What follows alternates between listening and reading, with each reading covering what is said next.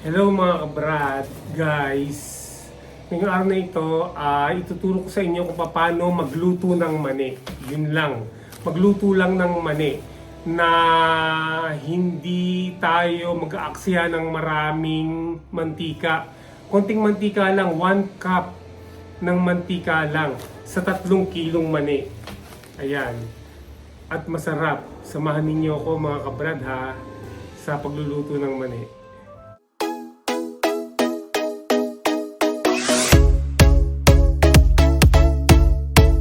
Bago natin lutuin ng mani, kailangan tiyakin natin na malinis ang mani.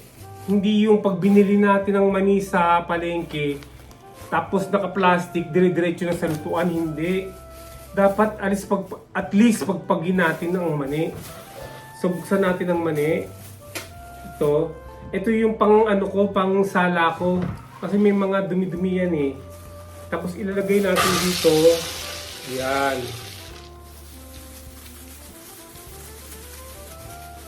Tapos, salain natin yung mga nalalaglag na mga dumi.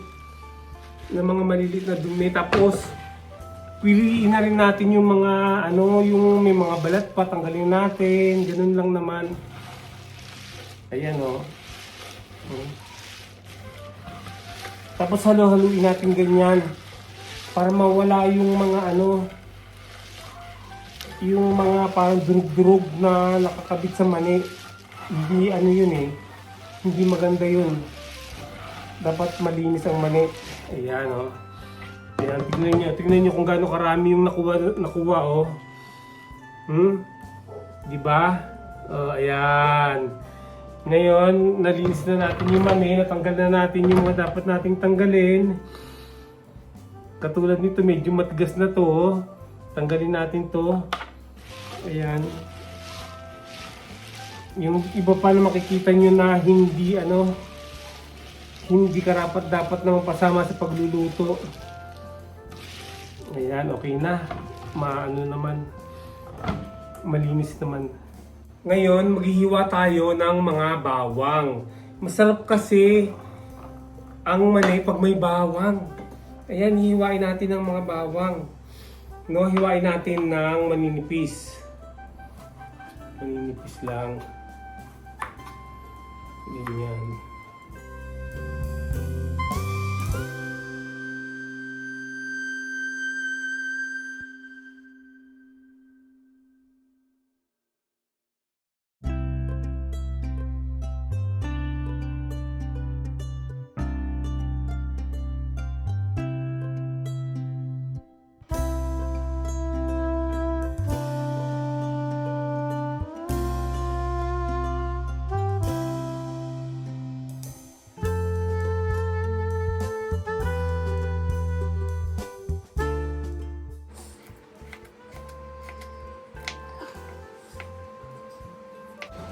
Ngayon mga kabrad, umpisa na natin ang pagluluto. Buksan na natin ang kawali. Ayan.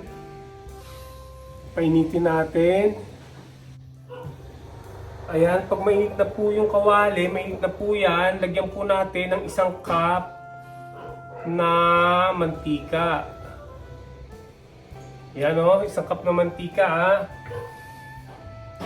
Ayan.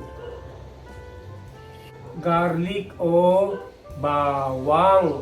Ito po yung bawang Kasi pag sinabay mo yan, pag sinabay mo sa mani yan, ma-overcook yan. So mainit na po, iluto na po natin. Ayan. Praise to God. Praise be to the Lord God. Ayan po. Mukha pong malutong na. O well done na ang ating ahanguin na po natin. Ayan. Ahanguin na po natin. Ito po, tapos na po na kuha na natin yung roasted na bawang. Ayan. Ngayon, itutuloy na po natin ang pagluluto. ang pagluluto. Tatimeran po natin ng 20 minutes. 20 minutes more or less. 20 minutes ang pagsasangag ng hubad na mani. Ayan, starts. Timer starts now. Ayan, ilalagay ko na yung yung mani.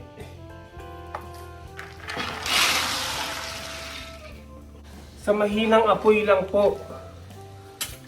Sa mahinang apoy lang po. 20 minutes, 20 minutes.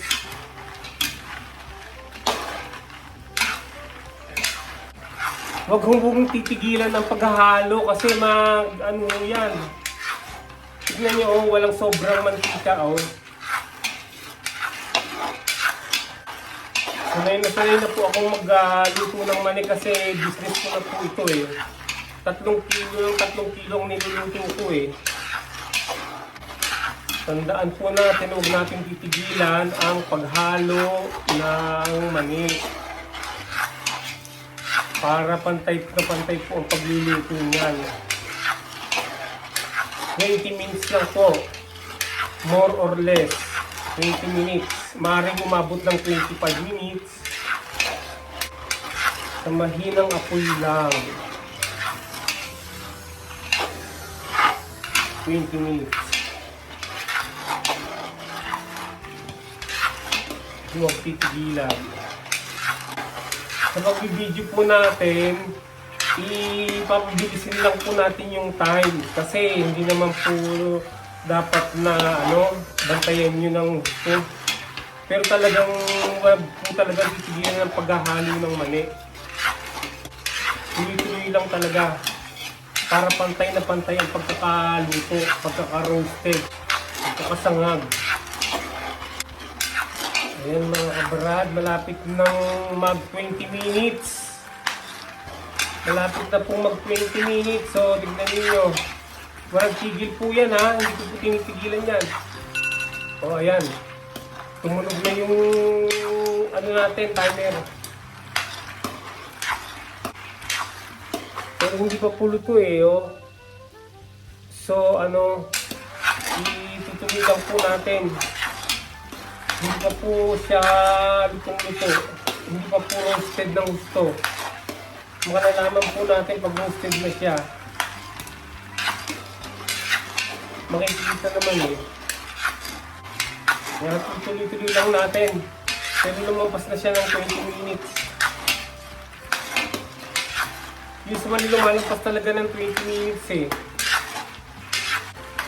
Pag medyo ma-brown na yun, okay na. Masarap po kasi pag yung crackling ang ating mani. Pag crispy. Pag crispy po ang mani, masarap. Malutong, pag malutong. Ay, nangangamoy na nangangamoy na. Nangangamoy na. Bali umaabot na po ng 23 minutes. Ayan, pwede na po yan. Umabot po ng 25 minutes. Mahigit. Pwede na po yan. Ayan, pinatay ko na pero patuloy ko pa rin hinahalo kasi mainit pa yung kawali Parang pumantay yung kulay kasi minsan pag patuloy na lang dito yan, pag binitawan mo yan, maiitim Iitim. O yan, bali inabot po ng 26 minutes. Ito po, ilalagay na natin dito, isasali natin dito para tumulo yung excess na mantika. Ayan. Yan, ganyan lang po. Tignan nyo mga kabrad kung gaano karaming mantika yung matanggal. Mantika. Yan, tinanggal natin yung mantika. Ngayon, isasali na natin dito sa kawali. Ito. At lalagyan natin ng pampalasa. Yan maano na siya, malutong, talagang malutong. Ngayon po, hanggat mainit pa, mainit po yan, no? Pero natanggal na natin yung mantika niya. Ilalagay na po natin yung pampasarap na bawang at asin. Pero may mga sukat po yan, lalo na sa asin.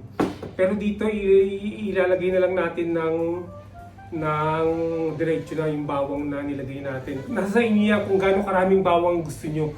Mas marami, mas masarap. Okay po, ilalagay na po natin ang bawang. Ayan, lahat po ng bawang. Kasi pagkain lang po natin ito eh. Diba? Ayan, bawang. Ayan. Ngayon, ako po, sa 3 kilo ng naked na mani o hubad na mani, ay naglalagay ako ng 4 na scoop ng ganito. Ito po 4 na scoop para malasa po. Malasa. Ayan, 4, 1, 2, 3, 4, 4. Ayan, scoop. 4 na scoop lang po. Tapos, ay hahaluin ko na. Ayan. Para magkalasa. Ayan.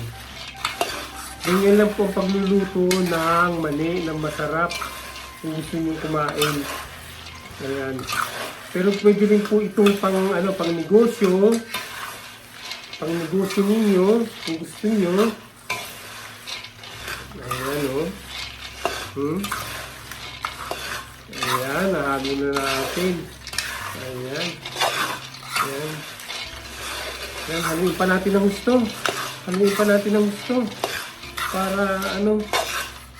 Para kumapit yung mga pampalasa, yung bawang at yung iodized salt.